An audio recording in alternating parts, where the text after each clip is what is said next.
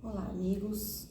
Hoje nós vamos fazer um comentário muito importante que se refere aos primeiros capítulos do livro de Apocalipse. Bom, existem muitos métodos humanos de interpretação bíblica, mas existe apenas um que é divino. Neste método divino, a passagem bíblica ela é analisada através do estudo de outras passagens bíblicas referentes ao assunto em questão. Portanto, não existe método humano que seja aceitável para a interpretação da Bíblia, além do método onde a Bíblia se explica por si própria. Portanto, a Bíblia só considera um texto como simbólico quando o mesmo se interpreta em algum outro trecho da Bíblia. Caso contrário, o trecho deve ser considerado como literal. Eu vou repetir. A Bíblia só considera um texto como simbólico, quando esse mesmo texto é interpretado em outra ou outras passagens da Bíblia. Ao contrário disso, ela deve ser considerada como literal. Ao estudarmos a Bíblia através do princípio divino, que é lógico e simples, nós observamos que todo o conteúdo literário ele é elucidado com coerência e conformidade e abrangerá todo o seu contexto. O entendimento abrangerá todo o seu contexto, a elucidação. Vamos, portanto, analisar a expressão depois destas coisas. A palavra depois, que em grego se traduz por meta, em hebraico tauta e no inglês por after, podemos observar que todas as traduções remetem ao futuro e trata-se de uma preposição. Portanto, dizer que depois não necessariamente significa depois é um erro grotesco. Então, eu entendo que Satanás, ele não trabalhou apenas para perverter o sentido da palavra depois, que é impossível, mas também para perverter a expressão destas coisas, a qual nós vamos analisar agora. Na expressão destas coisas, João refere-se às coisas nas quais ele estava concentrado, recebendo visão, raciocinando e não onde ele se encontrava fisicamente. Então vamos lá. Isso é muito óbvio, pois João relatava uma visão e não a sua vida na ilha. Por exemplo, vamos dar um exemplo agora. Se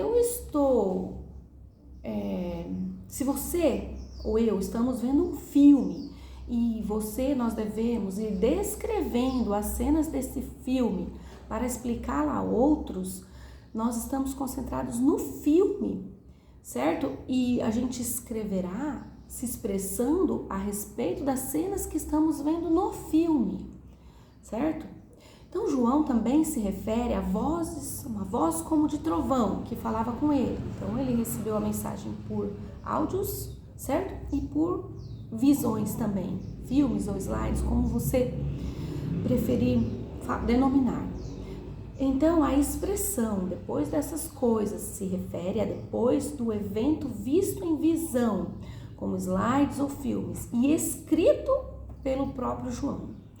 Se eu estou agora estudando concentrada, eu não estou na mente se eu estou no meu apartamento ou se eu estou no sítio, eu estou focada no conteúdo que eu estou estudando, certo? João planejava uma aula, passar um conhecimento.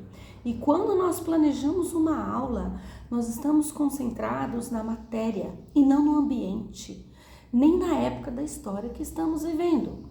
Então, eu entendo este plano de Satanás e aqui estou desmascarando esse plano, certo? Vamos seguir. Fica claro que Deus usa a técnica do historicismo para dar o recado às igrejas que ele precisava dar, certo?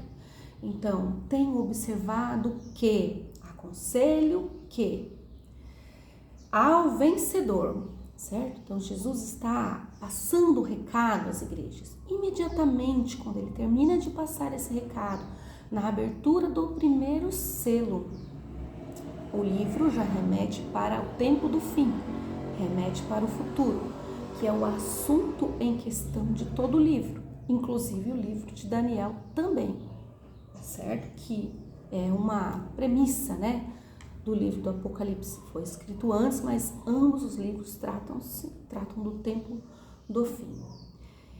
Então, vale a pena ressaltar e frisar que quando Jesus nos diz que somos pobres, ele está dizendo no aspecto espiritual.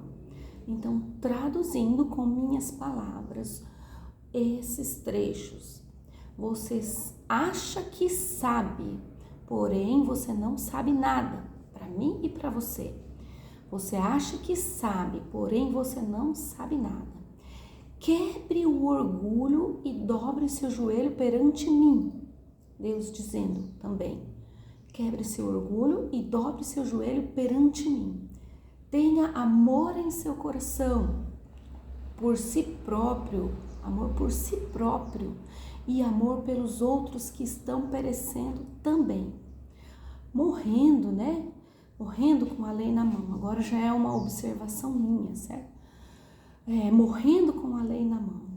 Sempre foi assim na história da igreja e com Laodiceia não é diferente. Ao movimento crescer, ele se corrompe.